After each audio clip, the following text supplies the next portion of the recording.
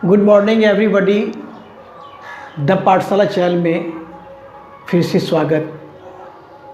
आज class 8 science दहन और ज्वाला से संबंधित अध्याय है, चीज़ों का जलना। इस पर आप लोगों का बेसिक कंसेप्ट भी बन ही गया होगा। आज हम कुछ प्रश्न को सॉल्व करेंगे और बिल्कुल समझ के करेंगे, जिसमें से इस वीडियो में हम 1 2 3 4 क्वेश्चन को लेके आए हैं, जो कि बिल्कुल कंसेप्ट के आधार पे हम जानने का प्रयास करेंगे। तो देखिए, पहला में दिया कि आग लगने पर उसे कई बार पानी डालकर बुझाते हैं। आग लगने पर उसे कई बार पानी डालकर बुझाते हैं। पानी डालने से आग कैसे बुझ जाती है? कहीं आग लगा हुआ है तो प्रायः देखा गया है कि पानी डालते हैं और पानी डालने से आग बुझ भी जाता है। तो ऐसा क्यों होता है, ये इस प्रश्न में पूछा जा रहा है।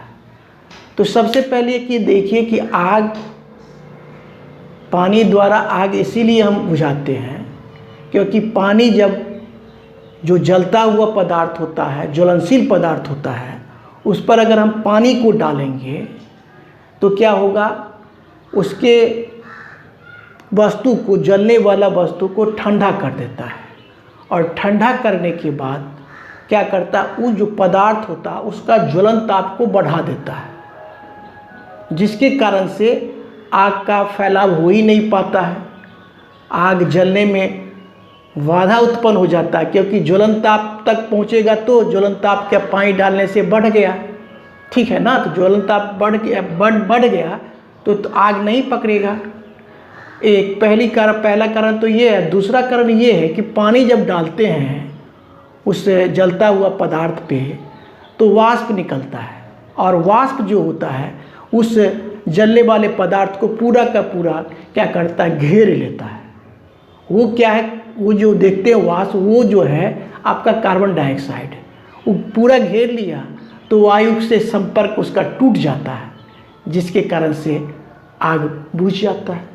तो वही बातों को हम यहाँ पर लिख दिए हैं कि पानी, आग लगने पर उसे कई बार पानी डालकर बुझाते हैं।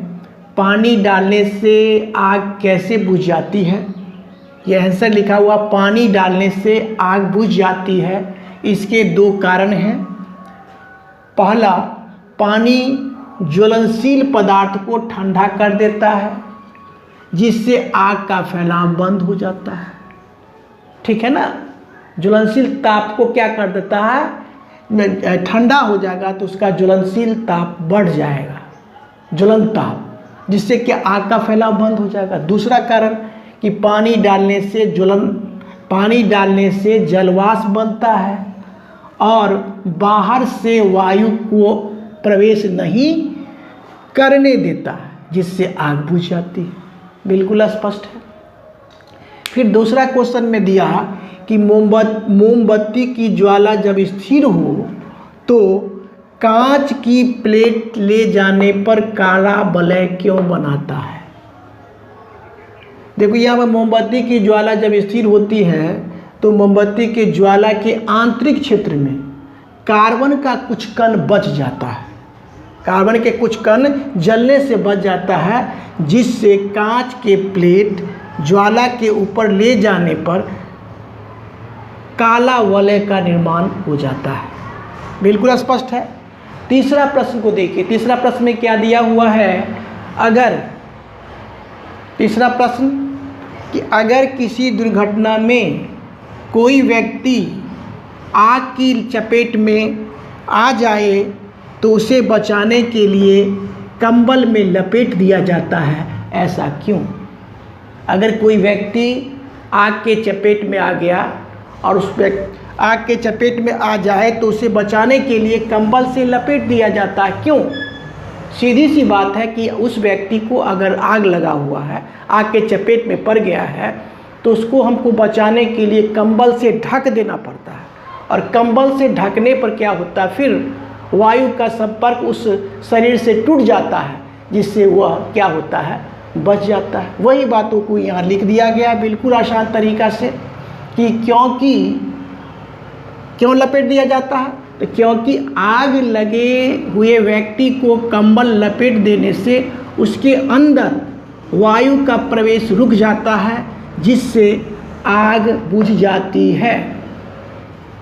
और एक प्रश्न नंबर 6 है जो दिया कि माचिस को जलाने के लिए उसे माचिस की डिब्बी से रगड़ा जाता है, माचिस की तीली को जलाने के लिए नहीं, माचिस को जलाने के लिए उसे माचिस की डिब्बी से रगड़ा जाता है। माचिस की तीली कर दीजिए, माचिस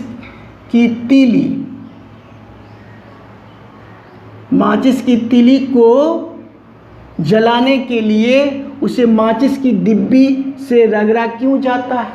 सीधी सी बात है कि रगड़ के बाद उस रगड़ने के माचिस की तीली पर रगड़ेंगे तो उष्मा उत्पन्न होगा। तो कहने का ज्वलन ताप पाने के लिए माचिस के तीली को उसके डिब्बी पर रगड़ा जाता है, यही है। तो इस प्रकार से इस वीडियो में हम 4 क्वेश्चन सॉल्व किए। अगला जो भी शेष बचा हुआ अगले वीडियो में सॉल्व करेंगे। मेरा वीडियो अगर अच्छा लगे तो लाइक, शेयर और सब्सक्राइब करें। Thank you, take care.